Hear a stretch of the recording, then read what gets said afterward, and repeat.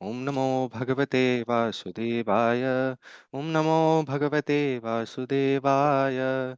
Om Ajnanatimirandhasya Jnananjanashalakaya Chakshurunmilitam Yena Tasmai Shri Gurave Namah. जय श्री कृष्ण चैतन्य प्रभु नित्यानंद श्री अद्वैत गदाधर शिवासादि गौर भक्त वृंद हरे कृष्ण कृष्ण कृष्ण हरे हरे हरे राम राम राम हरे हरे ओम विष्णुपादाय कृष्ण कृष्ण पतले श्री जय पताक स्वामी नित्य नाम नमाचार्य पदाय निताय कृपा प्रदाय गौर yeah, yes, I'm able to share the screen.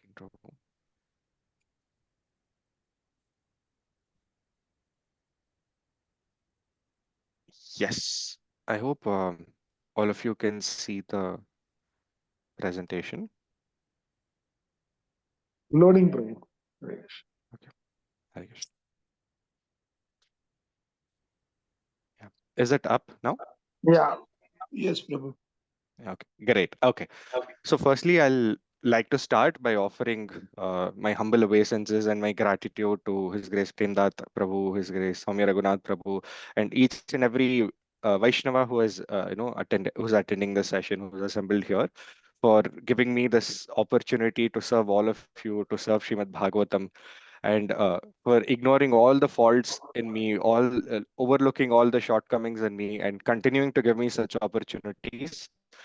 Because only because of these opportunities, I tend to remain connected with the Shastras, tend to remain connected with our philosophy, at least to serve, right? So all of you are, I'm extremely indebted to all of you for this, and I hope that I, get the opportunity to serve all of you over and over again throughout, my life, and hopefully for eternity.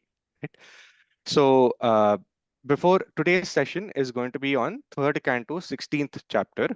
But before we get there, I thought for the sake of just setting some context and for the sake of continuity, I'll do a quick recap of what we discussed last week, which is from the third canto, 15th chapter.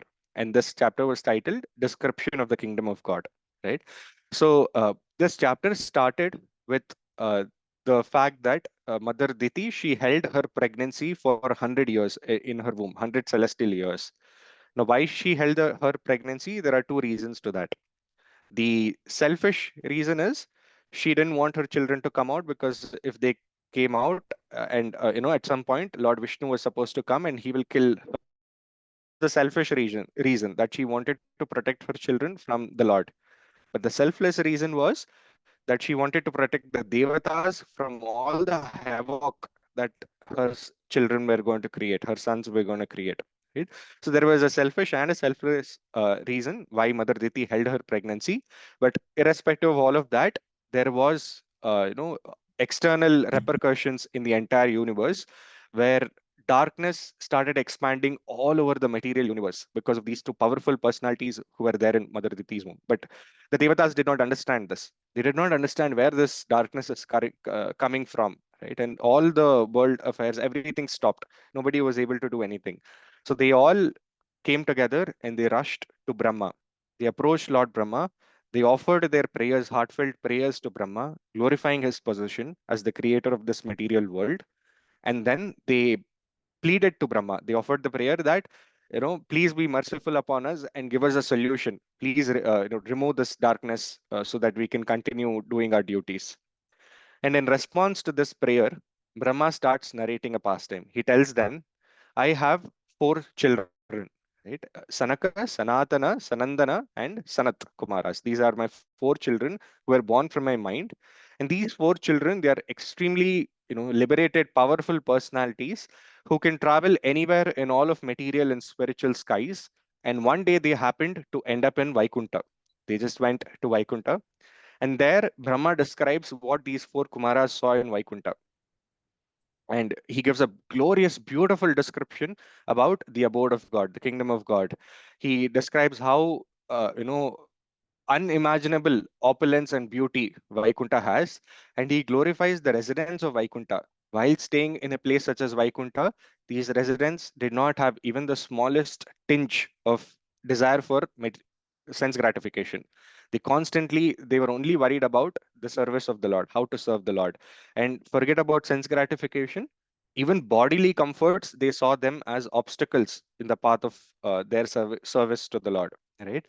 And Brahma specifically emphasizes on the fact that in Vaikuntha there was no place for envy, not just among the residents, even the birds, the plants, and even Lakshmi Devi herself, there was no tinge of envy anywhere, right? And in that glorious abode of Lord, these four Kumaras, they entered there. And out of the seven gates, they were able to easily open the six gates and they entered freely. But in the seventh gate, they were obstructed by two gatekeepers by the name Jaya and Vijaya. These two gatekeepers, eternal servants, eternal associates of the Lord, they saw the Kumaras and they stopped the Kumaras, thinking, hey, these are young children, without any clothes, just coming into Vaikuntha like this. And they were scared that, what are these children doing here? Maybe they lost their way. How did they come in? Right. And they stopped the Kumaras, saying, you're not allowed to go in here. This is for liberated personalities. Only qualified people can come here. Right. Although these are external reasons, we have discussed in the past that the real internal reason is we can cross the six gates of Vaikuntha if we have overcome our anarthas. But for the seventh gate, to cross that seventh gate, we need bhakti. We need love of God. And the four Kumaras did not have it. That is why they were not able to cross over and see the Lord. And the moment they gained that bhakti, then they were able to see that Lord. We'll see that in a while. But yeah, that was the real reason. But the Kumaras stopped. The Jaya Vijay stopped the Kumaras. The Kumaras became extremely angry. They were very disturbed that why are these two personalities having this fear that there will be some harm or some misery in Vaikunta, because Vaikunta is a place where there is no misery. Nobody can cause any misery in Vaikunta. And this material world is a world of dualities. There's happiness, sadness, day, night, heat, cold. So everything is duality in this material world. But spiritual kingdom is not a world of duality. There's only positive there. There's no negative there. But these Jaya and Vijaya, these two personalities, they were thinking something negative might happen because of us. So these four Kumaras, they got very annoyed, very disturbed, and they cursed Jaya Vijay that because you have this wrong conception of the spiritual world, you don't deserve to be here. We curse you that you go into the material world, and for your own purification, you go there, you spend time, and then after you're purified, you can come back. So Jay Vijay, as soon as this curse happened, this curse came, they realized that Brahmana's curse cannot be taken back. There's no other solution to it. So they fell at the feet of these four Kumaras and they said, we realize our mistake. Please forgive us. But we beg you that please shower your mercy upon us so that there should be no point when we are in the material world where we are so illusioned that we remain forgetful of Lord. We forget our Lord. So that state should never come. And hearing this prayer, the four Kumaras were starting to think, who responds to curses like this? We have cursed many people, right? Prabhupada writes that in the purport that when children don't get what they want, generally children cry. But these were special children. They don't cry, they curse. So they've given curses before, but nobody has reacted like this. So seeing this unalloyed devotion, even at the moment of crisis, the hearts of Sanat Kumaras, heart of the four Kumaras, it started to change slightly. But by then, Lord Vishnu, who was seated in his abode, he immediately got up and he realized there is some commotion, some disturbance in the seventh gate. So he ran towards there along with Lakshmi Devi, along with all his Parshadas, servants who were holding chamara, peacock feather, all of that. So, with all the paraphernalia, he came to the seventh gate. He came there. And before the Lord could come, in the 43rd shloka, it's mentioned that the spiritual fragrance from the body of the Lord came. It entered the nostrils of the four Kumaras and it was mixed with the spiritual fragrance of Tulsi Devi. Right? तस्यारविन्दनयनस्य पदारविन्दं किञ्जल्कमिश्रतुलसीमकरन्दवायुः अन्तर्गतस्वविवरेण चकार तेषां संक्षोभमक्षरजुषामपि चित्ततन्वो, which means tasya aravinda nayanasya padaravinda. From the lotus feet of the lotus eyed Lord, the spiritual fragrance came. Krishna's body is already very, very fragrant, but Kinjalka Mishra Tulasi Makaranda Vayuhu. In the air, the spiritual fragrance of the Lord was mixed with the fragrance of Tulsi Maharani. And when this entered the nostrils of the four Kumaras, those who were Aksharavi, so there were Brahmavadis. I think in the last session also we had this discussion. There are different categories of impersonalists. There are Brahmavadis, there are Mayavadis, there are Shunyavadis. There's very subtle difference between them. They're all impersonalists, right?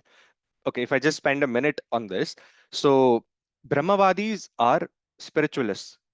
Their Brahma means spiritual, right? So they are people who seek the absolute truth beyond matter. They seek spiritual truth beyond matter, and their goal is to merge with the effulgence of the Lord, which is the Brahman, Nirakar Brahman. That is their goal. But they don't, uh, you know, they don't reject the personal form of the Lord. They look at impersonal form as the goal, but the personal form is not rejected. Rather, they treat the personal form of the Lord as the means to reach the impersonal goal. Right? You serve the personal form, elevate yourself, and get merged. That's their understanding. But they don't reject the personal form. But then you have the second category, which is Mayavadis. Now, these are the real sort of troublemakers, if you can call it, from a Vaishnava perspective, because they start getting offensive. Their philosophy is that everything is Maya, everything in this world is Maya, including the form of the Lord. The form of the Lord is also an illusion, right? And that's where it starts getting offensive. And we should be very careful of Mayavadis. And then comes the third category, which is Shunyavadis. Shunyavadis are atheists, right? Outright atheists who say there's no God. Shunya means, obviously, it means zero, but it refers to emptiness or voidism, what is called as voidism. This is generally practiced by Buddhists and a few other philosophies. And their goal is that no, everything is zero, everything is null. We should merge ourselves into that emptiness. And their goal is nirvan, what they call as nirvan, right? That is the highest state that you enter into that state of nothingness, and that's the highest goal. But you can see, right, all of these are like impersonal forms of the Lord and impersonal realizations of the Lord. And the four Kumaras, they were Brahmavadis who accepted the personal form, but they thought impersonal was better. But the moment the spiritual fragrance of the Lord mixed with a pure devotee, Tulasi Maharani, entered their nostrils, there was a transformation in the heart, and they became devotees just by that smell. And the moment they became devotees, they had darshan of the Lord. And when they had darshan, they started composing prayers, and they were extremely happy. And they offered prayers to the Lord, glorifying his possession, his supremacy. And that ends the chapter description of the kingdom of God. And now we come to today's chapter, which is about the 16th chapter of third canto. The two doorkeepers of Vaikunta, Jaya and Vijaya, cursed by the sages. Right? So here, this chapter has 37 shlokas in total. It starts with Vishnu accepting the prayers of the four Kumaras, and then Vishnu starts begging forgiveness from the four Kumaras. He tells them, my servants have committed this offense, but I treat this as an offense committed by myself, right? Because I represent my servants. So because of that, I beg sincerely, I seek your forgiveness. And then he starts glorifying the Brahmanas. He says, greatest among Brahmanas, like the four of you, you are so merciful. It is only because of your mercy that the dust of my lotus feet purifies the sins of everybody who who take shelter of the dust of my lotus feet. That ability is there for the dust of my lotus feet because of the mercy of Brahmanas like you. My lotus feet is so glorified and so worshipped even by personalities like Lakshmi Devi, who herself has a huge fan following. In the entire material and spiritual world, she has a huge fan following where people worship her so much to get slight favor from Lakshmi Devi. But that Lakshmi Devi is renouncing all of those worship, and she's always engaged in worshipping my lotus feet because of mercy of Brahmanas like you. So he goes on glorifying Brahmanas like this, and the four Kumaras are completely shocked. Earlier, seeing the reaction of Jay and Vijay, if they were taken aback, now hearing the words of glorification from the lotus mouth of the Lord, they are completely shocked. And they realized the glories of Krishna, the glories of Vishnu, the glories of his personal form, right? and their impersonal, whatever tinge of impersonal inclinations were there, it got completely eradicated. Right? Actually, it's a very interesting thing in the shloka, Tasyaravinda Nayanasya Padaravindam. The shloka that says that the four Kumaras had a transformation of heart, it glorifies the Lord as somebody who is lotus feet of the lotus-eyed Lord. Right? It compares the Lord's features to a lotus. And this is not the only place. There are multiple places across scriptures where Krishna's bodily features are compared to a lotus. Kunti Maharani, she also mentions, right? About Namo Pankajanabhaya, Namo Pankajamaline, Namo Pankajanetraya, Namaste Pankajangre.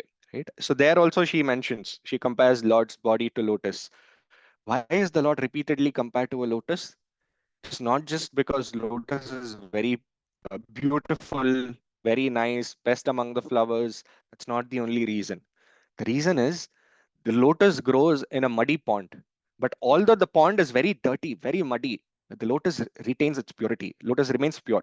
We can pick that lotus from a muddy pond and offer it to the Lord because the purity is retained. And although the rain water might come, the pond water might fall on the lotus, but the lotus remains waterproof. It doesn't get affected. It doesn't get moist. It doesn't get spoiled by that water, right? So because of this quality of the lotus, it's attributed to the Lord, because Krishna also, when he comes into this dirty material world which is filled with contaminations, he continues to remain pure. And this only Vaishnavas, only Bhaktas can understand, right? And because the four Kumaras, they developed this understanding. So that's another very interesting reason why those words were used for Krishna in a shloka that signifies the transformation of our hearts, of the four Kumaras' hearts, Brahmanas' hearts, right? So here again, see, hearing this glorification from Krishna, the four Kumaras, they become very happy, and they tell Vishnu that we understand why you're glorifying us like this, but this is not true, right? You're only glorifying us to set an example to the rest of the world. Because when the common people, they hear these glorifications from your mouth, they will feel encouraged to take up to this path, to become Brahmanas, to become devotees. That is why you're saying this. But otherwise, we all know that it's not just the Devatas, even for all the Brahmanas like us, you are the supreme worshipable Lord. You are the supreme goal, right? And we offer obeisances to you. And then they say, I think we have committed grave offense by cursing these two innocent servants of yours. You please forgive us. Whatever punishment you have for them and for us as well, we are willing to accept. You please say that, we'll accept it. That's what the four Kumaras say. But Krishna says, Mahavishnu, he says, no, no, if he says, if my two arms commit an offense to you and they cause inconvenience to you, I'm willing to chop off the two arms. And by saying this, Vishnu, in a very, very intimate way, he's revealing to the world that he's treating Jaya and Vijaya as his own body, right, as his arms.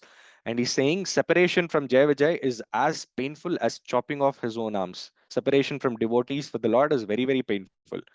But still, he's doing that to give pleasure to the Brahmanas, right?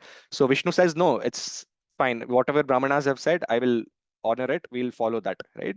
These two gatekeepers, these two associates, they'll go into the material world and they'll be born as demons.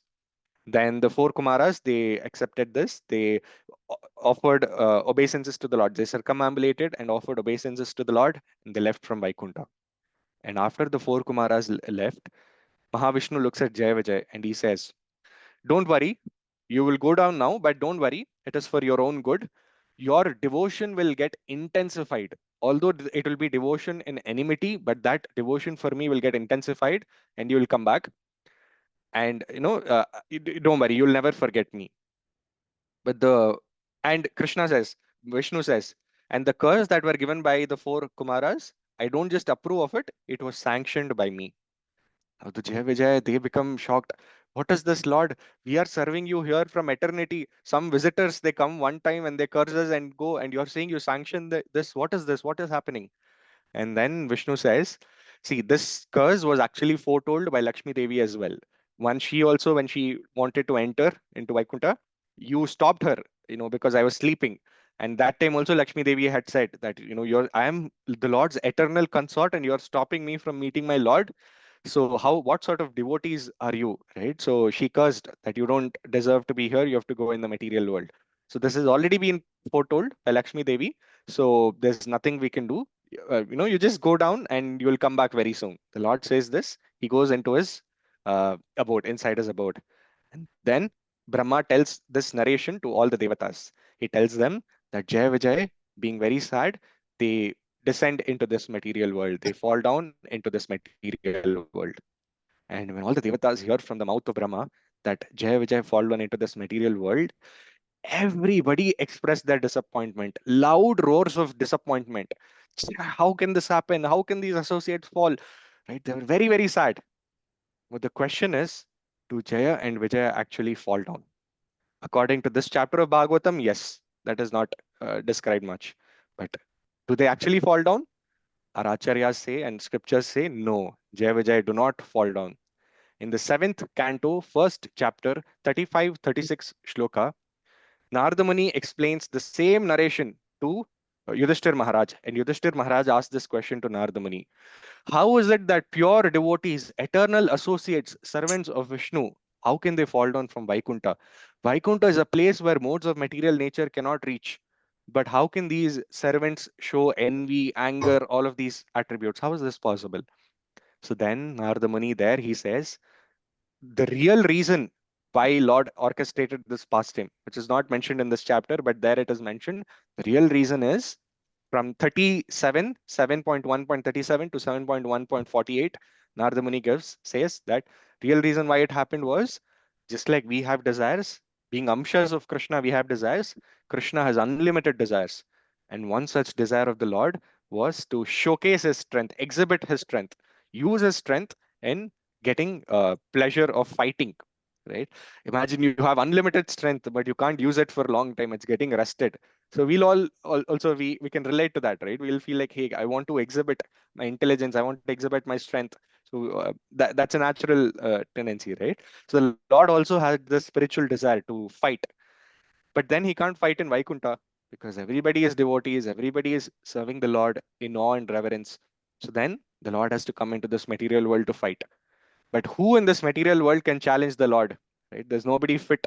So Krishna, he sends his own associates into this material world so that he can fight with them and derive pleasure.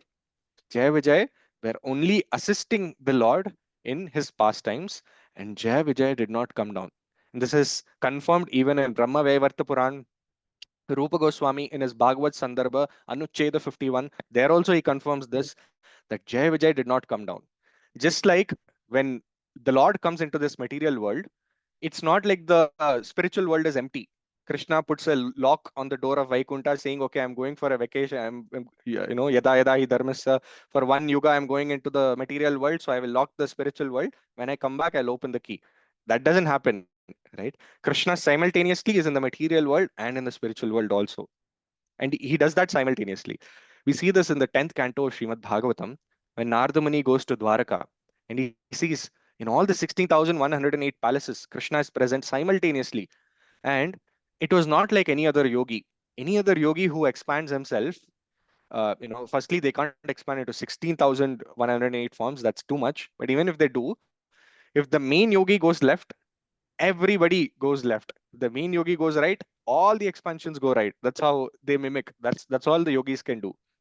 But this was unimaginable mystical power that Narada Muni saw, where Krishna in one palace is sleeping, the other palace he's playing with grandkids, the other palace he's dealing with his wife, the other palace he's looking into the kingdom. So he's doing all of these duties simultaneously, different things in different places. Nardamani comes out and he offers this prayer to Krishna. He says, Jananto eva jananto name yukta tamo prabhu manaso vapuso vacho tvama kinchana gochara. He says, people who say that they know you, let them say that. I don't care. As far as I am concerned, I can never know you through my body, mind, and words because you are beyond understanding of all these material senses. So this is said by Narada Muni, who's an elevated personality. so Mahabhagavat. So if he's saying that, then we can imagine what is our situation, right? But again, this instance, it indicates that Krishna, when he comes into this material world, he's there in the spiritual world also. Similarly, Jaya Vijay, when they come into this material world as Ravana, Kumbhakarna, Hiranyaksha, Hiranyakashipu, Ravana, Kumbhakarna, and Shishupal and Dandavakra, it's not like they're not there in Vaikuntha. They are eternally the gatekeepers. It's their expansions which come to assist the Lord in various pastimes. And the secret is revealed to us in the later cantos of Bhagavatam and the Vaishnavacharyas. But the demigods didn't know this. They expressed disappointment. They were very sad. And Brahma tells them that those two personalities who fell from Vaikuntha, they have entered the womb of Diti right now. And they are in the womb waiting to come out as greatest demons that this material world has ever seen. And because of all of this narration, Brahma tells them, there's nothing that you and I can do. In the last shloka, 37 shloka, Brahma tells them, this is beyond my control. All we can do is have faith and wait for the Supreme Lord to descend and to free us from these demons. There's nothing else we can do. We have to just tolerate. Now, if you think about it, the Devatas went with a problem to Brahma. Brahma conclusion was he gave 1.5, he gave much longer actually Harikatha, and he said, "There's no solution, right? I don't have any solution. I'm helpless." Like the expected response of Devatas would be like, "Why did you waste our time then? Right? You could have told us in the beginning. There's nothing we can do. Wait." But then they didn't say that. The Devatas felt extreme happiness in their heart by hearing this. And although they didn't have immediate practical solution, they were very, very happy, right? So this is the glory of Harikatha, that it gives us a lot of satisfaction in our heart. And this is very similar for all of us also, right? Because in material life, all of us go through different problems. Some of us go through financial problems, some of us go through health issues, right? Some of us go through different family relationship, different issues, right? And most of these issues don't have an immediate solution to it. There's no immediate practical, tangible solution to these problems. But then what is the solution? Take shelter of Harikatha. Take shelter of Krishna's holy name and Harikatha. And while going through that problem also, it gives us a lot of pleasure, right? We can remain satisfied. It's like Prabhupada says, if it is raining, we cannot stop the rain, but we can always carry an umbrella so that we are protected from the rain. So the rain of the problems in this material world will constantly come. There's nothing we can do about it. But by pulling out the umbrella of Harikatha, by taking shelter of Harikatha and Hari Kirtan, we can protect ourselves, right? So this whole section, this whole chapter is actually the glorification of Krishna's Harikatha. And I thought we'll discuss about this. We can discuss more pastimes about Krishna's glories, the glories of Krishna's pastimes, but from a very, very special personality. Generally, when we speak about pastimes, it's either about the Lord himself, Bhagavan, or it's the pastimes of the devotee, Bhakta, or it's the pastimes of devotion, philosophy of devotion, which is Bhakti. But this one personality has all three things together. He is Bhagavan, he is Bhakta, he has Bhakti, everything in himself. And this is Sri Chaitanya Mahaprabhu, right? So I thought we just pass through Gaur Leela. We'll talk about, Sri Chaitanya Mahaprabhu's pastimes. And through Mahaprabhu's pastimes, understand the glories of Harikatha. What benediction do we get by hearing Harikatha, right? So before that, some of us might be not so well versed with Chaitanya Mahaprabhu's pastimes or his identity. So I'll just start from a quick background there. So Chaitanya Mahaprabhu is Krishna himself.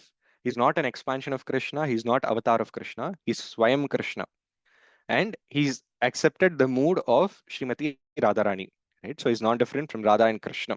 Right? Shri Krishna Chaitanya, Radha Krishna Nahi Anya. This is what all the Shastras declare. Now, why did the Lord come? There are multiple internal and external reasons, but we'll see in a while why the Lord exactly came. So, Chaitanya Mahaprabhu's pastimes are captured in a bunch of scriptures, but one of the foremost, most authoritative scripture is Sri Chaitanya Charitamrita, written by Srila Krishnadas Kaviraj Goswami. And I'll explain a little more about Chaitanya Charitamrita in a bit, but just to compare, where does this scripture fall in other scriptures, right? Prabhupada used to say Bhagavad Gita is like the foundational study. Now, this might give a heart attack to us because we feel Bhagavad Gita is like, okay, that's it, 18 chapters, 700 shlokas. How can we read all of that? And we read that, we get to the point of initiation, Diksha, and we're like, oh, done, my life is done now. I've finished my Shastric study, right? But Prabhupada says that is just the foundational study. After that comes the graduation, which is Srimad Bhagavatam. And then finally is the postgraduate study, which is Chaitanya Charitamrita, right? That is why in our Vedic studies as well, in Bhakti Shastri, Bhakti Vaibhav, Bhakti Vedant, Chaitanya Charitamritam does not come at all. It is only in Bhakti Sarvabhaum, in the later advanced courses, where Chaitanya Charitamrita is touched. This is an extremely advanced scripture, right? Bhagavad Gita is about the words spoken by Krishna, and the content is the philosophy of Krishna consciousness, the philosophy of bhakti. He talks about jnana, karma, dhyana, all of those yogas as well, but the culmination is in bhakti. Srimad Bhagavatam is about the activities of Krishna. It's also Krishna Katha, but activities. And the content is about the character and pastimes of the Lord and his devotees. Then we have Chaitanya Charitamrita. It is actually mind of Krishna, but more than mind, Chaitanya Charitamrita is the heart of Krishna. And the content is in Chaitanya Charitamrita, it is about the process and practice of devotional service. And there is a flow to all these three Shastras. There's a reason why we should go in this order. It's because Bhagavad Gita begins with the spiritual truth that we are not this body, we are the soul. But it ends with Sarva Dharman Parityajya Mamekam Sharanam Vraja. That abandon all varieties of religion, all conceptions of religion that you might have, and simply surrender unto me. I will deliver you of all your sins. This is Krishna's promise. And Bhagavad Gita ends with this. Bhagavatam begins with rejecting all varieties of cheating religion, which Bhagavatam calls as Kaitava Dharma. And religion is meant to teach us love of God. There's no other purpose of religion. Right? And Bhagavatam says, get to the essence, which is bhakti. It starts with bhakti and it ends with Nama Sankirtanam. The conclusion, which is chanting of the holy names, is the only means to destroy all sinful reactions in Kali Yuga. And then Chaitanya Charitamrita begins with Nama Sankirtan, where Mahaprabhu is declaring in the Adi Leela that I will personally come to teach the process of chanting by practicing it myself. I'll show to the world, I'll demonstrate to the world. It begins with Nama Sankirtan and it ends with Krishna Prem, where Chaitanya Mahaprabhu exhibits deep, profound, intimate love for the Lord. Right? So that's why this is the flow. And if you see, Bhagavad Gita is read, studied, spoken by all class of people, Vaishnavas and non-Vaishnavas also. Even the Advaitavadis, Mayavadis, Brahmavadis, all of them also they read Bhagavad Gita, they write commentaries on it, they do all of those things. So Bhagavad Gita is accessed by everybody. The knowledge of Bhagavad Gita is not accessed by everybody. It is only by those who are non-envious and who approach the Lord with a mood of loving devotion. They can understand truly what Krishna is trying to say. Others will have a misinterpreted version of it. But still, everybody can know about Bhagavad Gita. When it comes to Bhagavatam, it is only for the devotees, only for the Vaishnavas. Srimad Bhagavatam Purana Mamalam Yat Vaishnavanam Priyam. It's only Vaishnavas who can approach Srimad Bhagavatam. But when it comes to Chaitanya Charitamrit, even amongst devotees, even amongst Vaishnavas, it is only the Gaudiya Vaishnavas who can approach Chaitanya Charitamrit, because Chaitanya Charitamritam is the exclusive wealth, exclusive property of the Gaudiya Vaishnavas, the glorious sampradaya that all of us are connected to or aspiring to get connected to, some of us, right? So that is why this is a very, very important wealth that we all have. And Chaitanya Mahaprabhu's pastimes is elaborately recorded in multiple scriptures before Chaitanya Charitamrita as well. Like there's Chaitanya Mangal, Chaitanya Bhagavat, which was written by Srila Vrindavan Das Thakur. But what happened there was that Vrindavan Das Thakur was writing Chaitanya Bhagavat. That is the title of the book. But he was his ishta was Nityananda Prabhu. He was a great servant of Nityananda Prabhu. Every time he would write the pastimes of Chaitanya Mahaprabhu, the word of Nityanand Prabhu he'll write in those pastimes, then he'll start describing about Nityanand Prabhu there. So he wrote huge volumes of books, but he could only get to the first 24 years of out of 48 years of Chaitanya Mahaprabhu's life. Because instead of Chaitanya Bhagavat, it ended up becoming Nityananda Bhagavat, right? So then he realized, okay, if I write more than this, then it'll become too much for people to consume. Then, and we see this with Srila Prabhupada as well. Sometimes in the middle of Bhagavatam class, Prabhupada would switch that to a Gaura Leela class, because that is the profound love and connection that he felt with the Sampradaya, right? So then Vrindavan Das Thakur approaches Krishnadas Kaviraj Goswami, who was more than 90 years old, living in the banks of Radha Kund. Very, very old, not able to move, lot of health issues. So he approaches him and he says, "You are qualified to write the scripture on the remaining life of the Lord. Right? You please write on Chaitanya Mahaprabhu's Leelas." So he says, "I am not qualified, right? You've written it. You're like my senior. You're my guru. How can I write again?" So Vrindavan Das Thakur says, "No, no, I didn't elaborate on the second half of Lord's life. You please do that." So Krishnadas Kaviraj Goswami, along with all the Vaishnavas of Vrindavan, goes to Madan Mohan and he offers this prayer. I'm being given this service. I'm not qualified. You please help me. And from Madan Mohan, a garland falls down. And all the Vaishnavas in Vrindavan cheer that, "Oh, Madan Mohan has given approval. You please go ahead." Then, with that divine approval, Krishnadas Kaviraj Goswami, at the age of more than 90 years, he starts writing this wonderful scripture. Right? But today, we'll focus on a very specific aspect of Mahaprabhu's Leela, the middle section, right, which is about Sri Chaitanya Mahaprabhu's South India Yatra. We're all staying in South India, although we might not be South Indians, but we are staying here. So it'll be wonderful to hear through this pastime and understand Sri Chaitanya, a glimpse of Mahaprabhu's mercy, and also try and relate to some of these pastimes and the places that Mahaprabhu visited, right? I will not go through all the places that Mahaprabhu visited because Krishnadas Kaviraj Goswami in the Madhya Lila, he himself mentions he has not covered everything because Mahaprabhu did not have a fixed like itinerary, right? He would just go east, west, left, right. He was in ecstasy. He would go wherever, whichever road, wherever path it's leading, he would go. He didn't have a fixed schedule as such, right? So then it's very difficult to say it in a chronological order or cover all the places. But the most important ones, in the interest of time, I'll be covering those pastimes, right, for today. As I mentioned, the Adi Leela, there are three volumes, three sections of Chaitanya Charitamrita: Adi Leela, Madhya Leela, Anta Leela. All of it covers 62 chapters, which spans across 11,000 shlokas, given by Srila Krishna Das Kaviraj Goswami. Again, why he got the name Kaviraj? All of these are interesting pastimes, but anyway. So uh, Krishnadas Kaviraj Goswami, he covers the entire first 24 years in a very brief manner in Adi Leela. And in Madhya and Antya, he elaborately explains about Mahaprabhu's Leela starting from Sannyas. So Mahaprabhu, he appeared in 1486, about 500 years ago. So from 1486 to 1534, for 48 years, he was here. And in 1410, in January 1510, on the day of Sankranti, Mahaprabhu accepts sannyas in Katwa, right? And the supreme enjoyer becomes the supreme renunciate. And then after he does this happens in Jan. In February, he wants to go to Vrindavan, but Nityananda Prabhu plays a trick and takes him to Shantipur instead to meet his mother Sachi Devi. Mother Sachi Devi tells Chaitanya Mahaprabhu that, "I know you want to go to Vrindavan, but can you please, just to keep the heart of your mother, can you go to Puri and stay in Puri instead? Can you set up Puri as your base? Because Puri and Navadvip are like two rooms of a same house. People keep going and coming, and I'll keep hearing about your well-being, how you are, and all of that, and I'll feel happy and safe. So can you please stay in Puri?" So Mahaprabhu says, "Okay, to keep your word, to fulfill your order, I will go to Puri."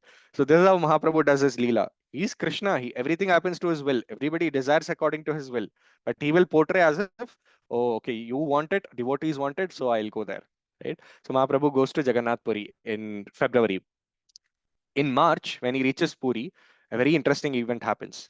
He meets this foremost scholar, Rajapurohit, an impersonalist by the name Sarvabhaum Bhattacharya, who in the eternal past times, his original identity is he is Brihaspati. He's the guru of the Devatas. So you can imagine what sort of a scholar he might be. And he was a foremost scholar of Mayavadis. In the beginning, I mentioned how Brahmavadi, Mayavadi, Shunyavadi, they're different. Sarvam Bhattacharya was an Mayavadi, which is like offensive to Mahaprabhu, right? But to Krishna. So Krishna comes into Jagannath Puri. He runs to have darshan of Jagannath, and in the process of running towards Jagannath, in ecstasy, he faints and he falls down. And at that time, Sarvam Bhattacharya was sitting there with some of his disciples, and he was, discussing philosophy, and he sees the sannyasi fell down. So he was like, "Hey, who is this, sannyasi?" But then he saw the sannyasi had a very strange effulgence and he was very, very special, the sannyasi.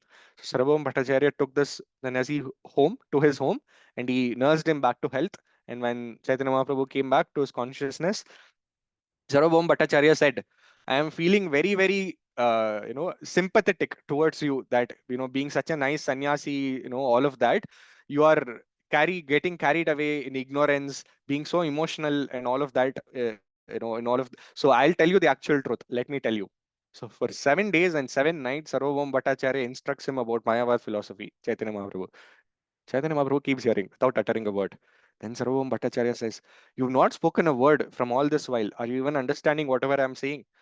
So then Mahaprabhu says, "Yes, I understood everything, but you know, the philosophy that you are giving, the Mayavad philosophy, is a misconstructed interpretation, wrong interpretation of the Shastras. The Shastras interpretation is very, very simple. We have to just accept it as it is. But you are unnecessarily making it complicated and tweaking it too much, right?" So then he tells to Sarvam Bhattacharya about the highest conclusion of Vedantas is to develop loving relationship with Krishna. And then completely Sarvam Bhattacharya is convinced and he transforms from being a Mayavadi to being a foremost Vaishnava associate of Sri Chaitanya Mahaprabhu. And this was very, very important, Mahaprabhu, to do this, right? Why Mahaprabhu did this? And not just here. Here, one influential personality, we see Mahaprabhu transformed. Later, he'll meet another personality by the name Ramananda Rai, who's actually Vishaka Saki, but he's a politician. Mahaprabhu transforms him. When Mahaprabhu finishes all this yatra, goes back to Jagannath Puri, he meets the king of Jagannath Puri, Maharaj Pratap Rudra. So there also we see Chaitanya Mahaprabhu, although being a sannyasi, is meeting these influential people and he's transforming them. And that is very, very important. Prabhupada in the purport to 4.1 of Bhagavad Gita, he writes, why, Krishna, when he says, I gave this knowledge in the past to Vivaswan, Ikshvaku, Manu, it came down in that lineage to all the Raja Rishis. Prabhupada writes it's very important that the intellectual class and the administrative class, the Brahmanas and Kshatriyas should come together. Only then that idea, that philosophical stream will become a social convention. What this means is, if we have many examples. For example, now Sanatan Dharma is such a nice, fashion, fancy word, right? Everybody says I'm a Sanatani, whether they understand what it is or not. Why? Because the ruling party, the government, the administrative power, that is boldly propagating Sanatan Dharma. They have proudly declare themselves to be Sanatanis. And our prime minister, whichever country he goes, he gives Bhagavad Gita as the gift to other leaders of other countries, and he tells them this is the greatest wealth that India has to offer to the world. And naturally, everybody says, "Oh, wow, Sanatan Dharma." But 10 years back, when we were trying to preach, this was looked down upon. People used to feel ashamed to call themselves Hindus, Sanatanis, and all of that, right? Because the administrator was very different at that time. Similarly, we see Buddhism. Buddhism was only accepted by renunciate sannyasis like Buddha himself. Right? Only they used to take up to Buddhism. It was only when Ashoka he accepted Buddhism, his whole royal family accepted Buddhism. They used the state, all the resources, state resources to propagate Buddhism everywhere. They traveled to Sri Lanka and all those places, and only then Buddhism started spreading. It started became generally socially accepted. And this is not just true for any spiritual ideas, even for material atheistic ideas. This is important, like communism, socialism. All of these are ideas, but when did they become social norms? When did they become generally accepted by the society? Like when Russia accepted, Stalin accepted communism, then it became a common idea, right? So for any idea to spread in the society, the Brahmanas and Kshatriyas have to come together. Influential people and intellectual people should come. And that is why Mahaprabhu is doing this. That is why in our temples as well, not just in ISKCON temple, any other temple, we might see politicians and all these influential people, they are given VIP darshan, they're given preferential treatment. And we might think, in the classes, these people, these devotees are saying you should not have anarthas, you should have devotion, all of that. And then they are giving preferential treatments to these lusty, power hungry, envious people who have all anarthas and no devotion. It seems off balance, right? But this is the real reason why it happens, right? So Mahaprabhu, he delivered Sarvam Bhattacharya, and this happened in March. And in April, a very interesting thing happens. Mahaprabhu calls all his eternal associates, close, intimate associates, and he tells them, I want to go in a yatra, in a journey to all over South India. And all the associates, they protest, as obvious. They express extreme disappointment. In fact, Sarvabhauma Bhattacharya said, I can tolerate the death of my son if that will happen. That's very unimaginable for me. But if that happens, I can tolerate, but I cannot tolerate your separation. Imagine 1 month ago, a few weeks ago, he was a Kattar Mayavad of sorts, and now he is having so much love for Sri Chaitanya Mahaprabhu. And all the devotees, they express this desire. But then Mahaprabhu, he pacifies them. He tells in Madhya Leela 7.7 and 7.8, he tells them, निजगणानि कहे विनय करिया आलिंगन करी सबय श्री हस्ते धरिया तोम सब जान आमी प्राणाधिक करी प्राण छड़याय तोम सब छाड़ी तेन परी. He says, translation by Srila Prabhupada, His Divine Grace, Srila Prabhupada ki jai. Sri Chaitanya Mahaprabhu called all his devotees together and, holding them by the hand, humbly informed them, "You are all more dear to me than my life. I can give up my life, but to give you up is very difficult for me." So Mahaprabhu said, it's not that you are feeling separation, I am feeling more separation than you, but I have to do this. And all the servants asked, why? Why do you have to do this? What is the reason? Mahaprabhu is thinking, I can't give them the real reason. And whatever reason I give, these guys will, find some reason to stop, some excuse to stop me. So let me find a personal excuse. Generally in offices, when we have to find some time off and we are thinking what reason to give, we say, due to personal emergency, I will not be available. Then nobody will ask questions. Nobody will be like, what happened and all of that, right? So we tend to generalize it and use personal reasons like that. So Mahaprabhu is like the source of everything, right? So he also did that. The excuse he gave was विश्वरूप सिद्धि प्राप्ति जाने न सकला दक्षिण देशे उदारीते करे न ए छला. Chala means cheating. So Krishnadas Kaviraj Goswami says Mahaprabhu did this game for the greater cause, but Mahaprabhu did this. What is that? Knowing everything, Sri Chaitanya Mahaprabhu was aware that Vishwarupa had already passed away.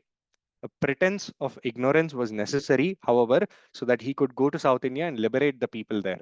Right. So here it's revealed why Mahaprabhu did this.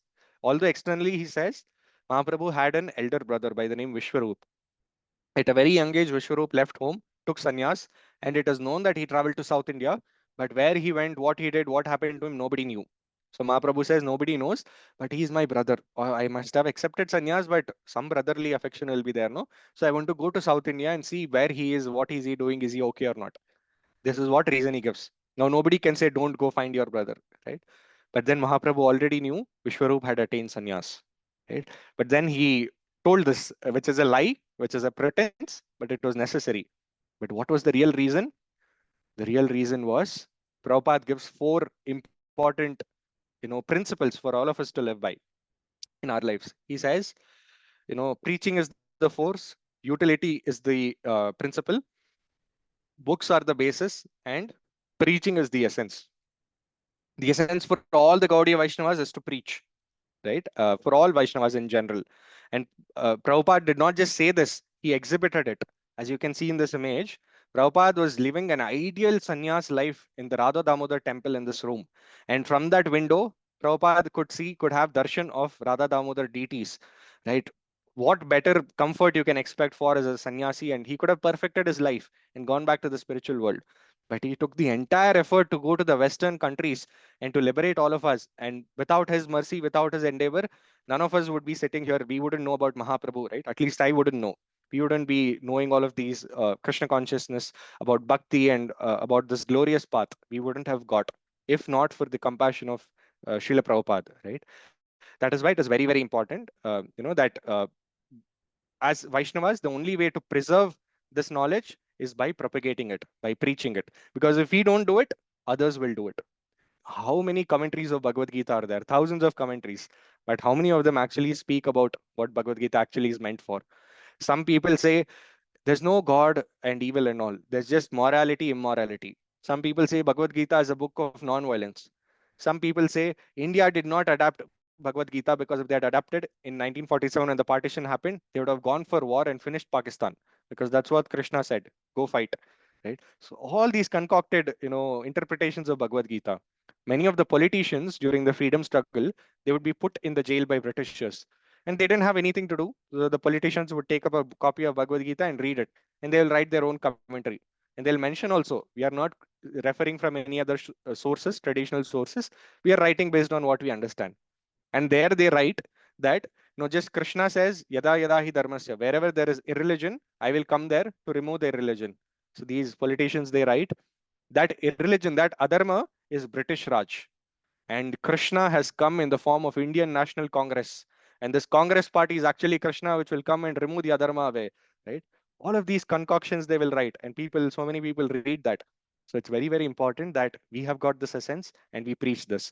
And in the same mood that Prabhupada did, who was a Senapati Bhakta of Mahaprabhu, that's why Mahaprabhu also had to tell this lie so that he could go and preach and actually establish the Yuga Dharma, which is Sankirtan Yajna. And then Nityanand Prabhu and all the associates, they say, Mahaprabhu, fine, we understand you have to go find your brother, but let us come. We'll come as your assistants. Mahaprabhu starts finding faults. He tells Nityanand Prabhu, you are such a cheater. I am just like a puppet in your hand. I wanted to go to Vrindavan. You took me to my mother in Shantipur. I took Ekadandi Sannyas. You broke my stick into three parts. Made me a Tridandi. And then you said, in the night I slept on it and I broke the stick myself. So you are very, very dangerous, Baba. I will not come with you. And then this Jagadananda Pandit, he keeps wanting me to do sense gratification. He keeps feeding me unlimitedly.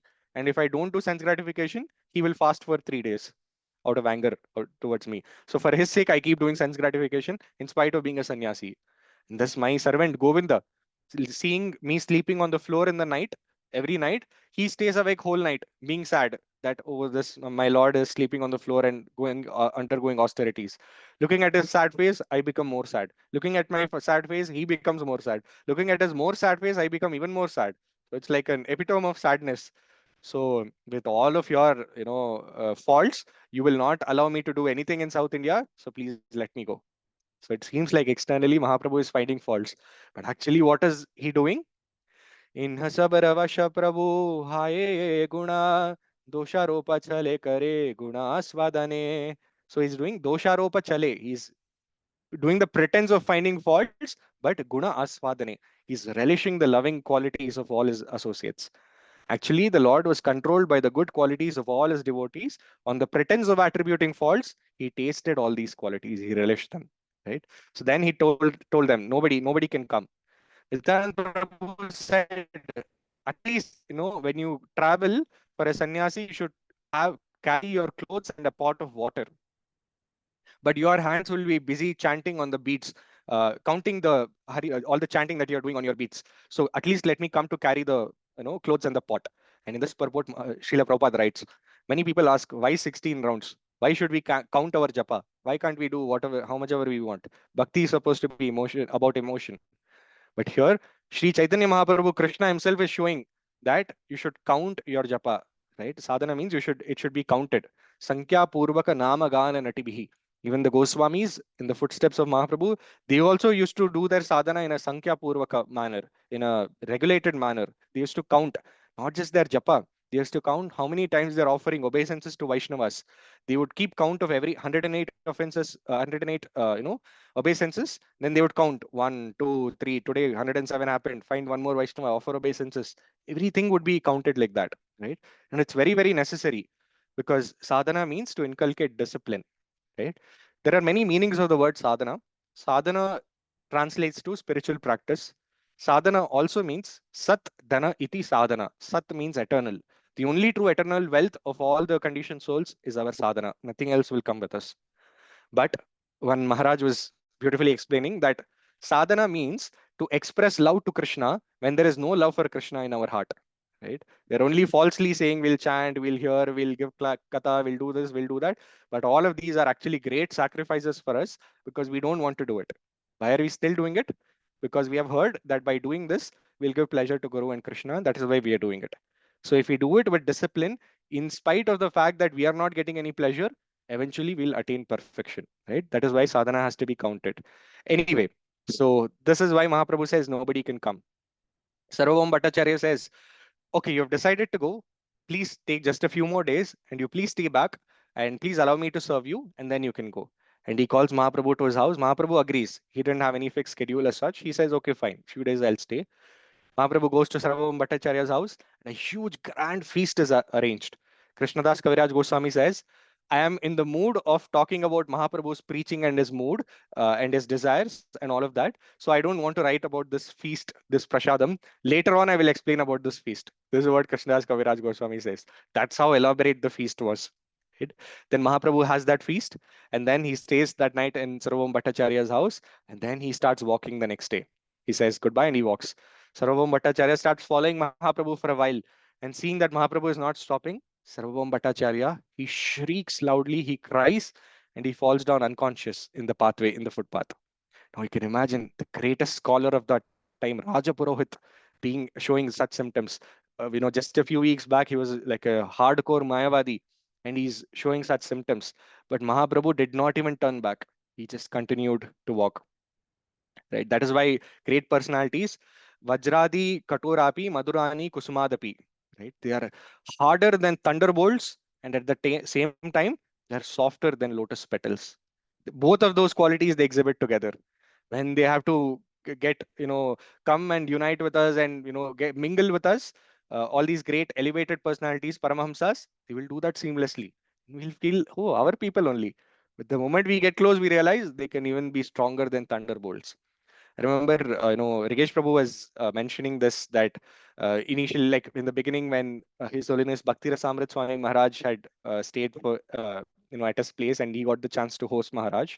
In the few days, he got very attached to. He's already eternally attached to Maharaj, the entire family. But when Maharaj had come, he was so attached to Maharaj, and in just 2 3 days, Maharaj had to leave. So he dropped Maharaj in the airport, and Maharaj was walking. So Prabhu offered obeisances, and Prabhu was thinking Maharaj will turn, Maharaj will see, Maharaj will say bye, something Maharaj will say. But Maharaj just kept walking without even turning back. And then Rigesh Prabhu, he felt that, this is how great personalities are, completely detached. Might seem like they are close with everybody, but when the moment comes, they just walk away, right, from everything. So this is what Mahaprabhu exhibits, not just here. We'll see in multiple places as well. Sorry, I'm keeping a constant time check to ensure I wrap this up at the earliest. Great. So then he walks away from Sarvabhaum Bhattacharya's house and he goes to the temple of Alarnath. There he has all his intimate associates, they come and they have grand kirtan throughout the night. The next day morning, they have another round of kirtan, and that kirtan reaches the peak, and all the associates fall unconscious.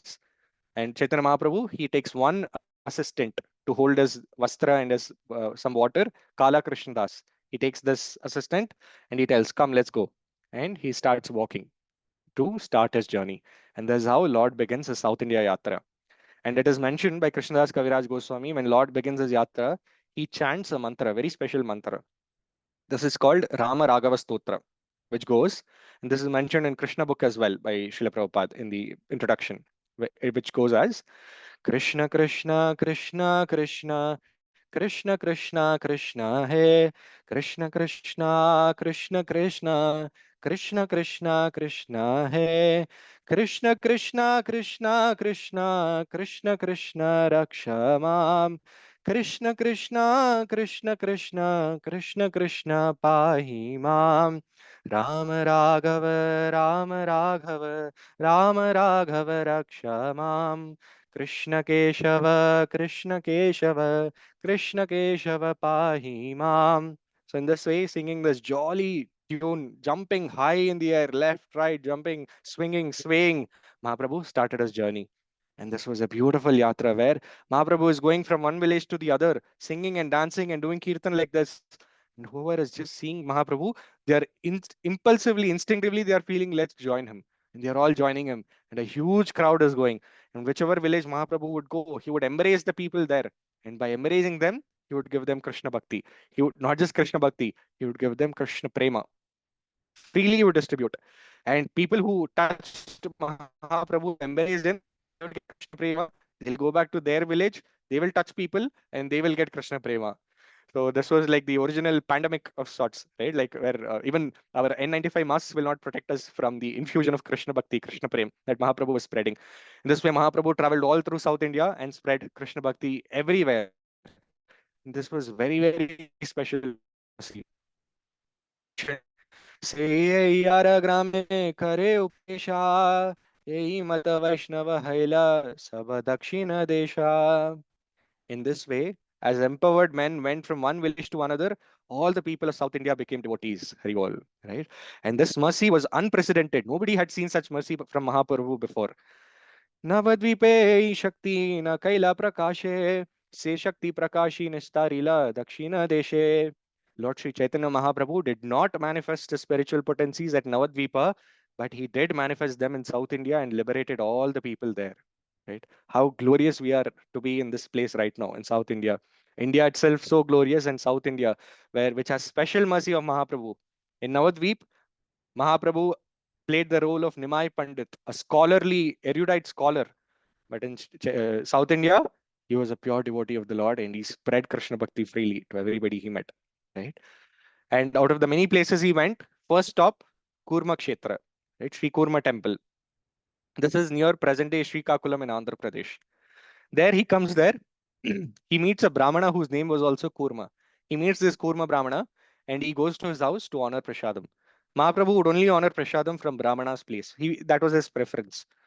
Now we might think, why is Mahaprabhu giving preferential treatment to Brahmanas? Because Mahaprabhu himself rejected all Brahmana, Sannyasi, all these different distinctions I don't have.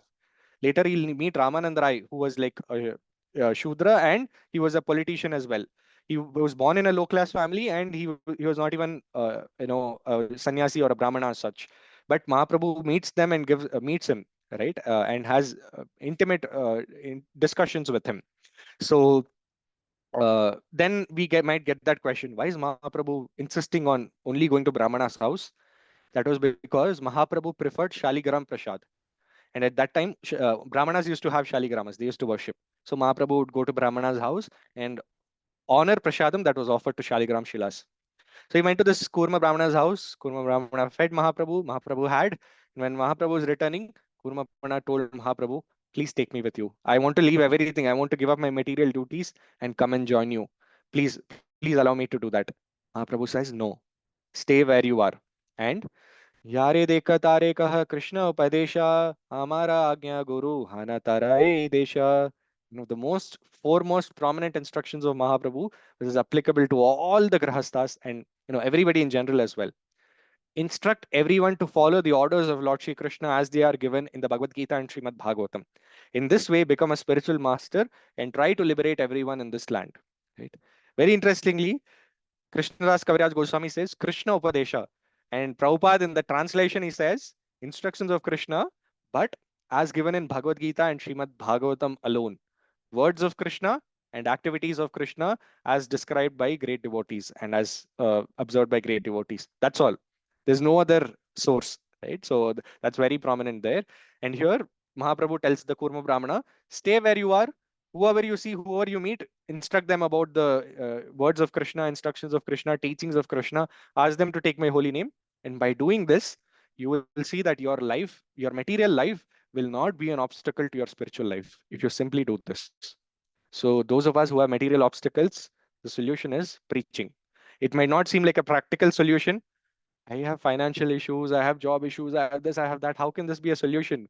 But once we start preaching, we realize when we preach, our consciousness becomes much more higher.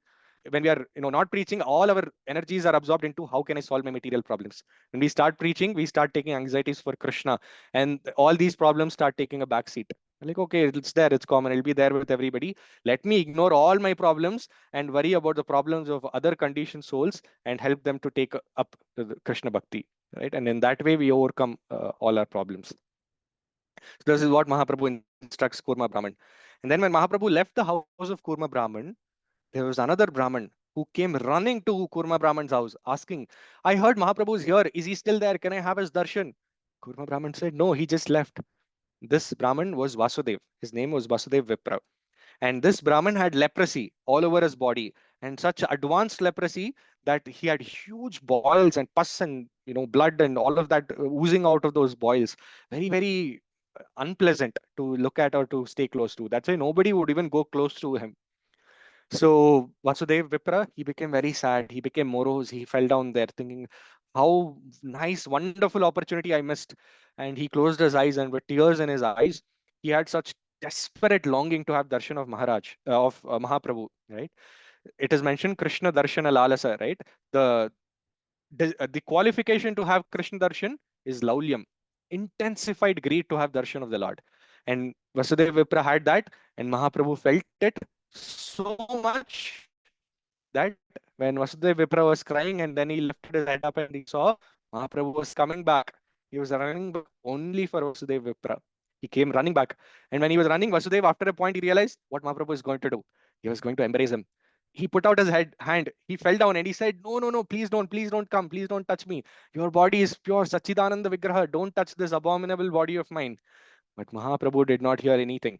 Just like a mother who doesn't, feel disgusted by the stool of her child, Mahaprabhu had no, considerations whatsoever. He ran and he embraced Vasudev Vipra. Right. The moment Vasudev Vipra's body touched Mahaprabhu's body, Vasudev became young, effulgent, strong body he got. Now Vasudev, when he had the leprosy, even when worms would fall from his body, he would pick up those worms and put it back on the pus. That's how he was. And when people would ask, "Hey, why are you doing this?" He would say, "I am a spirit soul. Krishna has given me this body as a house for my spirit soul. Similarly, this worm is also a spirit soul, and this body is the house for the worm also. So just like I am living in this body, in this house, this worm also has the right to live in the house. So let it live." How compassionate! Like, how can we even imagine this, right? And when Mahaprabhu embraced Vasudev, and Vasudev got an young, effulgent body, if it was us, we'd be like, "Yay, hooray, wonderful, yes, awesome, amazing," right? But Vasudev Vipra becomes sad and he starts crying. "Oh no, Mahaprabhu, what have you done?" Prabhu says, "Why? What happened?" Vasudev said, "All these days, because of like very ugly, very abominable body, people I would see in all the people who were looking at me, I would see disgust and all of that, and I would constantly be reminded of the reality of this world, not to get attached. But now you have given me this young, beautiful body. What if I become overcome with pride? What if I become attached? What if I develop anarthas? What if I forget you?" And then Mahaprabhu says, "Don't worry. Just chant Hare Krishna, Krishna Krishna, Hare Hare, Hare Rama, Rama Rama, Hare Hare. As long as you are constantly chanting this mantra, no anarthas and no pride will ever touch you." He gives this wonderful instruction to Vasudev. And then he moves on. And on the banks of Godavari in the present day Rajamandri in Andhra Pradesh, he meets this very, very wonderful personality called Ramananda Rai. Actually, Sarvabhaum Bhattacharya, before Mahaprabhu starts his journey, told Mahaprabhu, in the past, I met a very wonderful devotee by the name Ramanand Rai. He seemed very, very exalted, and I think you will enjoy his association. So please meet him. So Mahaprabhu, when he was taking bath, he met Ramanand Rai. Ramanand Rai came with his entire entourage. He was the governor of the Madras province at that time. Very effulgent, prominent personality. But Mahaprabhu met him, and only Mahaprabhu and Ramanand Rai sat down, and they started discussing. And this Ramananda Samvad is a very, very elaborate topic in Chaitanya Charitamrita, spanning across more than 300 shlokas, 200 pages. So it is only this discussion, right? So obviously we cannot go in depth. Not even one class is sufficient for it. But here in this discussion, it starts at the highest level. Mahaprabhu sits in front of Ramanand Rai and he says, "I want to hear from you. Please tell me." Ramanand Rai says, "What will I, tell you? What value can I add to you?" Mahaprabhu says, "No, no, I've heard about you. You please tell me." Ramanand Rai says, "Okay, for your pleasure, as per your desire, I will tell you." He tells the conclusion of all the Vedas is Varnashrama Dharma. Follow your duties, material duties properly. Go through Dharma, Artha, Kama, Moksha, and you will attain the Lord. Mahaprabhu says, "No, no, all that is external. Tell me something better." Ramananda Rai is like, "Okay, fine." He's rejecting the highest conclusion of Vedas. Then, okay, fine. He says, "Giving the fruits of all your work to Krishna is the essence." Mahaprabhu says, "External, something higher." Then Ramananda Rai says, "Okay, establishing connection with the Lord is the highest through any path." Mahaprabhu says external. And finally, Ramananda Rai, he quotes from Bhagavatam and he says that performing loving service, loving devotion to the Lord without any contamination of karma and jnana, as for the desire of the Lord, for the pleasure of the Lord, is the highest. Mahaprabhu says, "Okay, good. Now we are talking. Now, okay, now, but tell me something higher." Ramananda Rai says, "Okay, bhakti in the Shantaras." Prabhu says, "Higher." Says, "Okay, Sakyaras, higher. Dasyaras, higher. Madhuryaras." Mahaprabhu says, "Even higher." Ramananda says, "What higher than this? What is there?" Then he says, "Okay, there's only one thing. It is the love of Srimati Radharani for Krishna." And in the remaining time, Ramananda Rai talks about the loving relationship of Sri Radha and Sri Krishna in Vrindavan. And they have that deep, ecstatic conversations. And this goes on for many, many nights continuously, right? And then Mahaprabhu hears all of that and he bids goodbye to Ramananda Rai. And he says, "On my way back, I'll meet you again." Right? He goes. Then he goes to Srirangam. The Chaturmas he spends in Srirangam, right? And while being in Srirangam, throughout South India, right, he meets many Brahmanas. Some are ritualistic Brahmanas, some are Mayavadis, some are Gyanis, but none of them are interested in bhakti. Mahaprabhu catches hold of all of them and gives them bhakti freely, right? So this was like a pilot mission, pilot Sankirtan mission, where Mahaprabhu wanted to test if these, people in South India can accept Sankirtan and become devotees, then this formula is applicable anywhere in the world, right? Because these are the most hard-hearted people there, right? So Mahaprabhu came here, met all such Brahmanas and delivered all of them. Then he came to Srirangam, and there were so many such Brahmanas who were there. And in that marketplace, there was one Brahmana, illiterate Brahmana, who was sitting with the Bhagavad Gita book upside down, looking at the cover page and crying. Right? We know about this Brahmana. And Mahaprabhu goes to him and he says, all these people are laughing at you. Why are you sitting here and becoming a laughing stock and reading Bhagavad Gita like this, even though you don't know how to read? So that Brahmana says, Vipraka he murkami, shabda artha na jani, shuddha Gita padi, guru agya mani. So he says, I am a murkha, I am an illiterate. I don't know the shabda artha, I don't know the translation, I don't know Sanskrit, nothing I know. And Shuddha Gita padi, knowingly, unknowingly, with so many faults, so many pronunciation mistakes, I am reading Bhagavad Gita. But why am I doing this? Guru agya mani. My guru instructed me. And then Mahaprabhu said, okay, that is fine. Then why are you crying? As if you understood. He says, I didn't understand anything, but I saw the cover page and I saw Krishna as a Sarathi to Arjuna, and seeing the menial position that Krishna takes to serve his pure devotees, I am not able to resist tears in my eyes. And Mahaprabhu embraces that Brahmana and declares to all the Brahmanas, educated, scholarly Brahmanas who were laughing at this Brahmana, he looks at them and he says, this Brahmana has understood the real essence of Bhagavad Gita. He is the true scholar. Right? Imagine you are getting validation from the author himself of the scripture that they're all trying to study, right? Krishna being the author, the proprietor of Bhagavad Gita, he's saying this Brahmana has understood the essence. So that Brahmana became extremely happy and blissful. And then Mahaprabhu also, as you can see, these are places in Srirangam. Even today we can go. It's very well documented and recorded. But Mahaprabhu stayed in the house of one of the priests of Ranganatha Swami by the name Venkata Bhatta. He stayed in Venkata Bhatta's place. Venkata Bhatta, coming in Sri Sampradaya, worshipped Lakshmi Narayan as the supreme. Mahaprabhu accepted that for a while, and then he said, he started having philosophical discussion. Why are you worshipping Lakshmi Narayan? And if Lakshmi Devi is supreme, why is she doing tapasya outside Vrindavan to enter Vrindavan and enter the Rasa Leela? Why is she doing that? So all of these discussions he gets into. Finally, Venkata Bhatta agrees that there are certain rasas, certain nuances, certain aspects of Krishna that Vishnu does not have. Although they are non-different, Krishna and Vishnu are non-different, but he accepts the supremacy of Krishna Bhakti. And then during this time, while staying in Venkatabhatta's house, his son, the little 5-year-old Gopala Bhatta, plays on the lap of Sri Chaitanya Mahaprabhu. And just by the association of Mahaprabhu for the 4 months, just like Narada Muni associated with the Brahmanas for 4 months and became the great Narada Muni, Gopala Bhatta, he associates with Mahaprabhu and goes on to become one of the Goswamis of Vrindavan by the name Gopala Bhatta Goswami. Such an powerful Acharya, powerful personality, Gopala Bhatta Goswami, that he thought all the other Goswamis have deities. I only have 12 Shaligram Shilas.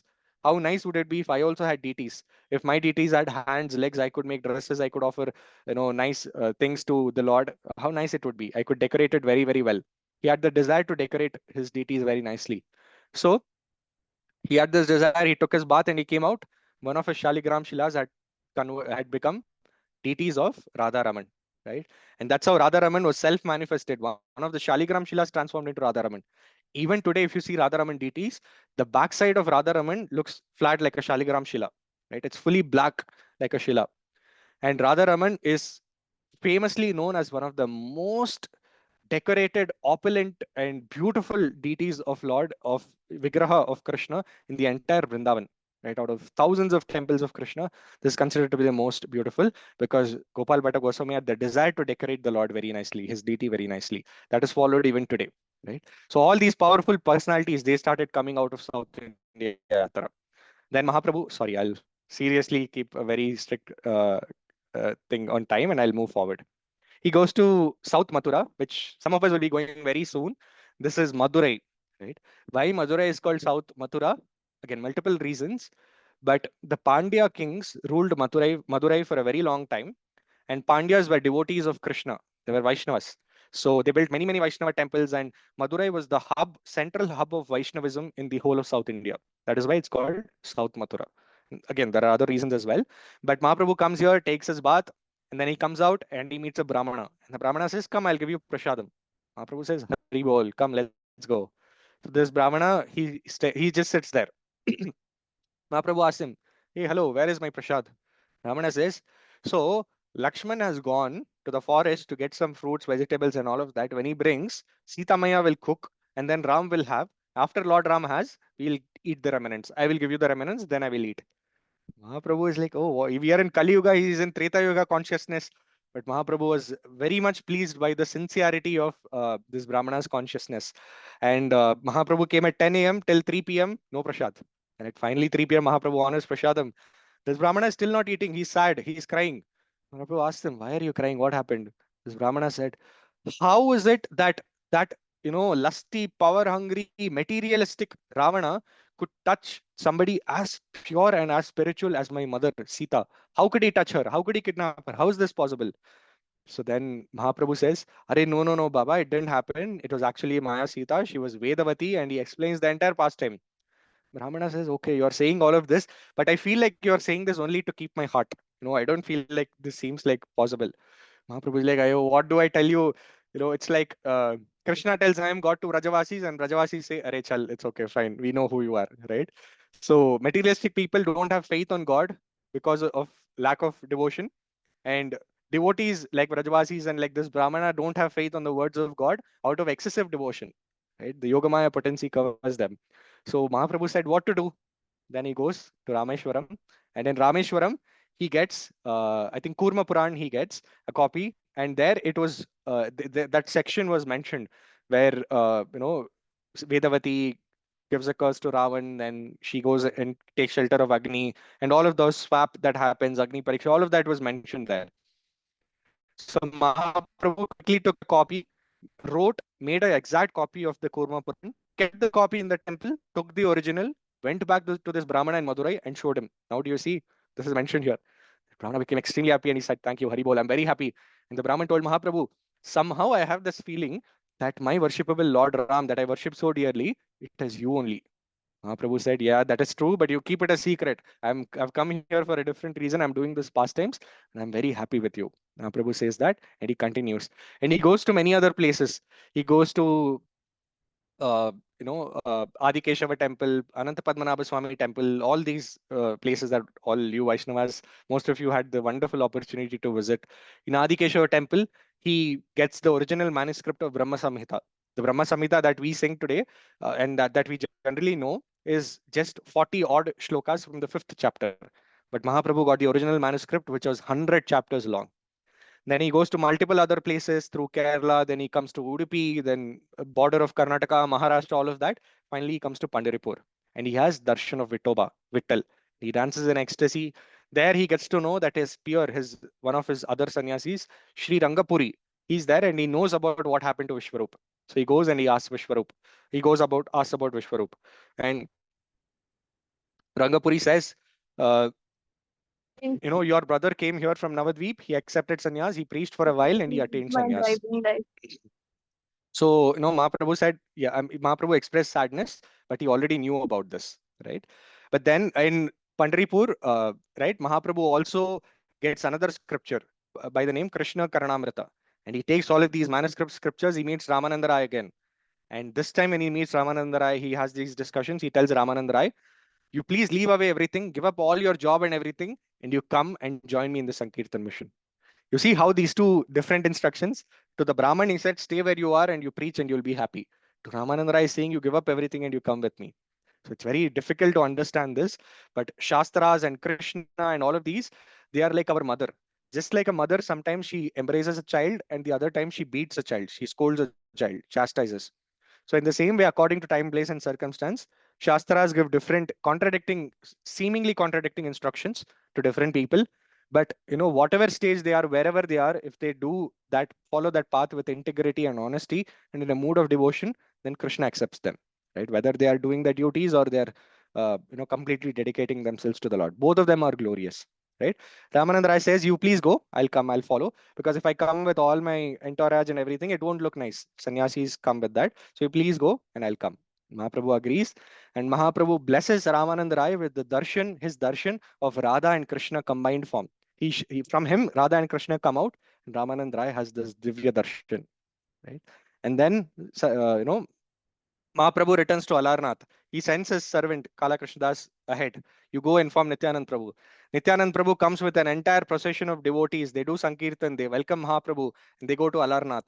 And when they go there, Sarvabhaum Bhattacharya comes and he says, "Today Prashadam at my house, feast Prashadam at my house." And he takes Mahaprabhu there and arranges a massive feast for all the devotees. Mahaprabhu honors those Prashadam, and whole night he spends with all these devotees, sitting with them, giving them the updates of everything that happened in the past 2 years, all the journey that he went through, all the adventures, encounters, everything he tells them. And in this way, the mission was accomplished. Mahaprabhu transformed everybody in South India as Krishna Bhaktas. And now the Falashruti. So sorry, I started the Bhagavatam session by saying hearing Harikatha is glorious. And this is where we can see why hearing Harikatha is glorious. In the Madhya Lila, it is mentioned, Prabhu Ratirtha Yatra Katha Sune Jana Chaitanya Charane Paya Gadha Prema Dana. Whoever hears of Sri Chaitanya Mahaprabhu's pilgrimage to various holy places attains the riches of very deep ecstatic love. This is the conclusion of Krishnadas Kaviraj Goswami. It is not just Premadana, it is Gada Premadana. Thick, condensed Krishna Prema is attained to those who simply hear the narrations with faith, hear the narrations of Sri Chaitanya Mahaprabhu's yatras. Right. So we all have that benediction. We all, by the mercy of Prabhupada, by the mercy of Sri Chaitanya Mahaprabhu, we got that benediction. Right. So this is like there's this wonderful pastime, this drama where Krishna used to torture all the gopis. The gopis would carry milk, butter, yogurt to Govardhan, right? And they would carry all of these on their shoulders. And Krishna would come in different disguises. Once he would come as a tax collector on behalf of Kamsa. Once he would come as a sannyasi and say, "I want all these things for the Surya Homa, you please give." And the gopis would keep giving. One day they realized, hey, this is our naughty Krishna. They caught hold of him. All the Gopas ran away. They made Krishna dance. They kept making him dance. Krishna was dancing and he was sweating and he was tired. He was saying, "I'm dancing so much. Can you please give me one little piece of butter so I can sustain? Otherwise, I might faint." Gopis are saying, "No butter and nothing. Dance, dance." And when then gopis saw that Krishna is almost going to faint, they give him one little piece of butter from the tip of their fingers. Krishna eats that butter and he continues dancing. Seeing this, all the Devi Devatas from the top, they are thinking, we are standing with golden plates and bhogas and everything, and they are making Krishna dance for a little piece of butter. What is this? What is this magic? Right? This is what is bhakti. Krishna will fulfill the material desires of everybody freely. Whoever has karma, credits, and all of that, you take material desires sanctioned. But Krishna will not give bhakti to everybody because bhakti is a very, very rare asset. And if somebody has bhakti, they have Krishna. If Krishna gives bhakti to somebody, he becomes their property. He sells himself to them. That is why he's very cautious.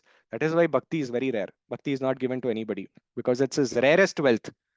Now, any sane, common, intelligent person, if you are driving the car in the traffic signal, a beggar comes, knocks on the door of the car, and he says, "Dharma Madi, please give us some alms."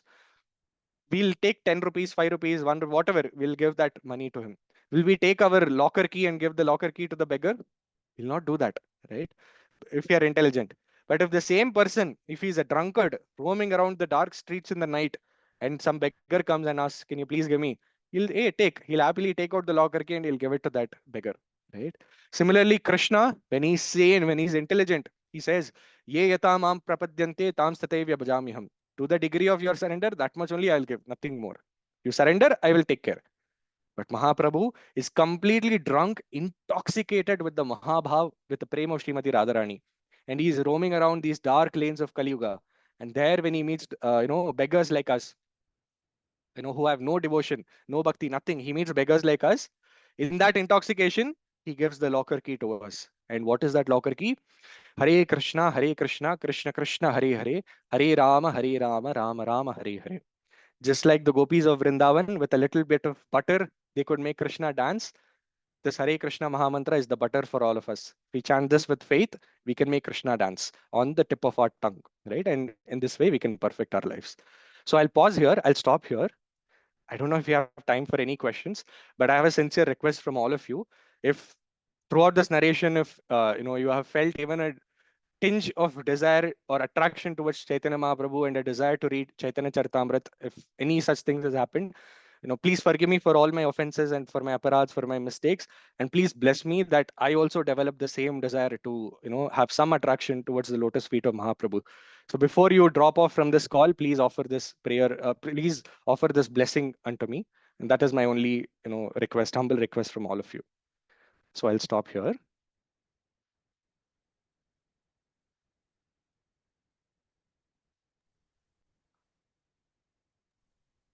Hare Krishna Prabhu, Dandavat Pranam. Hare Krishna, Prabhu. Dandavat Pranam. Thank you so much for the wonderful class, Prabhu.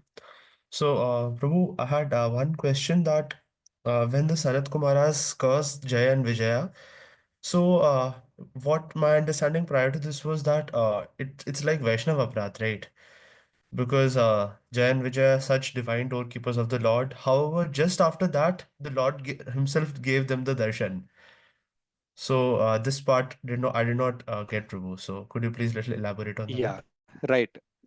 So, like I mentioned, Narada Muni later in the Bhagavatam, he reveals that all of these things happened. Lakshmi Devi cursing Jai Vijaya stopping Lakshmi Devi, Jai Vijaya stopping Sanat Kumara's cursing Jai Vijaya. All of these cannot happen in Vaikunta because Vaikunta is free from any contamination of material modes. But it happened because of Krishna's desire to fight, to enjoy the fighting pleasure, and to fulfill that desire, all of these people Krishna chose to fulfill his will, right? So it cannot be seen as Vaishnava Parad in the in the general context, as we see, right? But again, yeah, so here that's why, so for the Sanat Kumara, it's not treated as Vaishnava Parad as such, and they themselves agree that we have committed this offense, and any punishment you have for us, O Lord, we are willing to accept, right? You can punish us if you want. But Krishna tells them, no, no, you have not done this out of your own will or something. I have sanctioned it as per my will. You have done it, so it's fine. You can go, right? So unless all these happened, Krishna's Leela, the rasa would not have come out, and that is why it happens. But this is not a leeway for any of us to say, oh, Sanat Kumaras did it, I can also do. That's not true, right? That won't hold true. Does that answer your question, Prabhu? Definitely. Thank you so much, Prabhu. Yeah, Hare thank you. Krishna. Hare Krishna.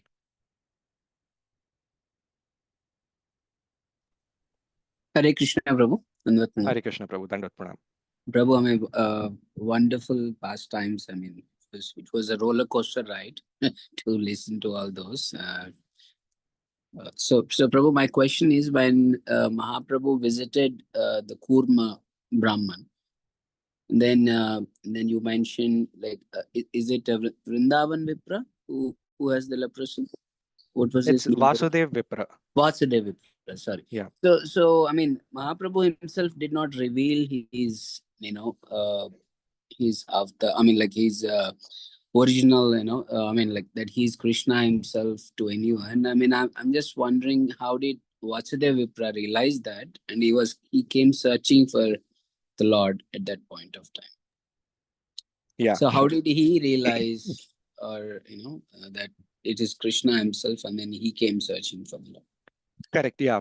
So this is the thing, right? Sometimes when people don't have devotion in their heart, even if Krishna is standing in front of their face, they don't realize this is Krishna.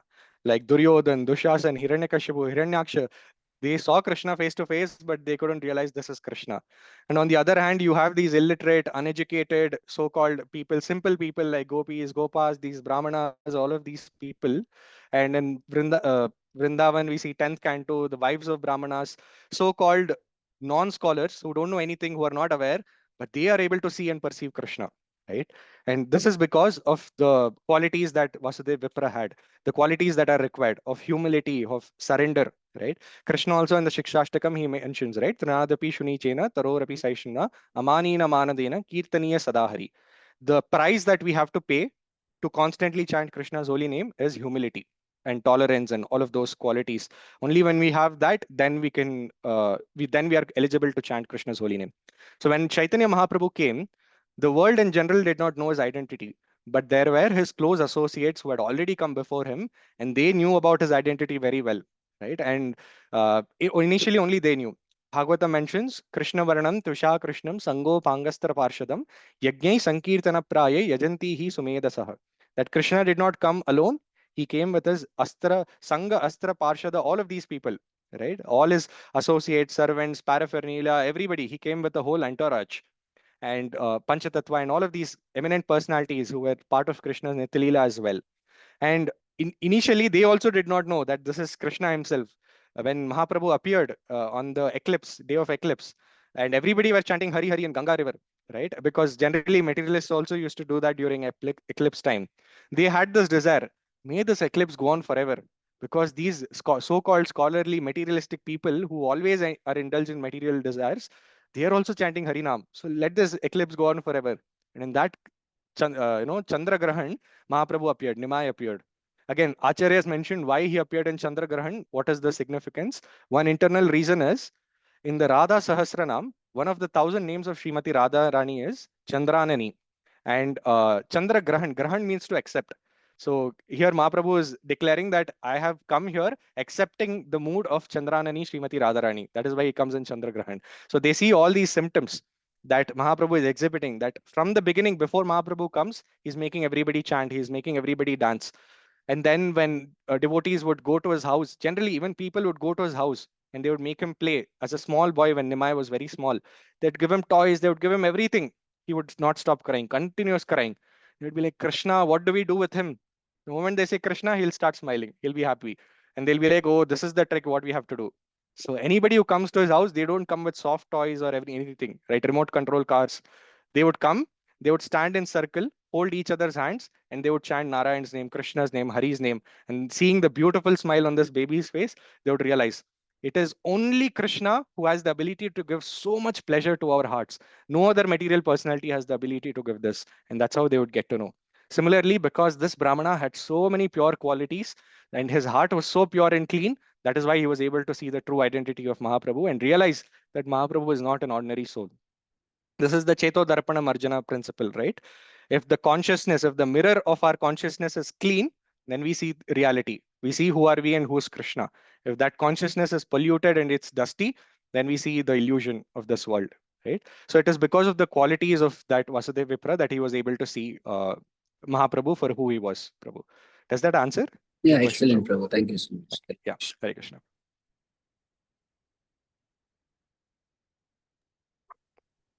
Hare Krishna Prabhuji, Dandavat Pranam. Hare Krishna, Prabhuji. Dandavat Pranam, Prabhu. Thank you so much for such an amazing class, Prabhuji. You are like Thank a you. piper. You are literally taking us, all of us together so beautifully. I don't know how to say. So amazing class. I had one maybe stupid question. In spite of the Lord himself coming to South India and giving his mercy freely across the place, how is it possible so soon, within a matter of 100 years, it got vanished? I mean, unfortunate people like me never even heard the name of Chaitanya Mahaprabhu before coming and getting the mercy of the Vaishnavas. How is it possible, especially if we come down south, Kerala and all, nobody believes even if they happen to hear. How is it possible, in spite of this mercy coming in freely to everyone, people can forget it so fast? Yeah, thank you so much for that question, Prabhu. That's a very valid question. Mahaprabhu came, and we are seeing Krishnadas Kaviraj Goswami saying South India is so blessed, so merciful. Mahaprabhu, Navadvip is also not as fortunate as South India, but as Prabhu rightly mentioned, there's barely any trace of that mercy, right? Where has all of it gone? So that is where we have to understand that this was, like I mentioned, it was a pilot Sankirtan program of Mahaprabhu. He came here to test, to see that if these people accept, everybody will accept. And Mahaprabhu came here and did the Sankirtan everything. But Mahaprabhu did not formalize Sankirtan in South India in the sense that he did not establish institutions, he did not establish temples, he did not write scriptures, he did not do anything which can sustain over a period of time, over generations together. Just came, met everybody, freely distributed Krishna Bhakti to them, Krishna Prema to them. They all got it, they relished it, but over time, it got destroyed, right? Anything, time, how it works is, to preserve something, positive effort has to be kept. But to destroy something, there's no effort. With time, it will get destroyed automatically. The example is, if you keep milk, a bowl of milk, you put a little bit of curd in the milk, you just leave it with time. That milk will become curd, and with some more time, that curd will become spoiled, right? No effort is required. By itself, with time, it will diminish. But if the milk has to become butter, Can we leave a pot of milk there lying and be like, okay, in 10 days this will become butter? That will not happen. Constant churning is required. Constant effort is required to get butter out of the milk, right? That is how time works.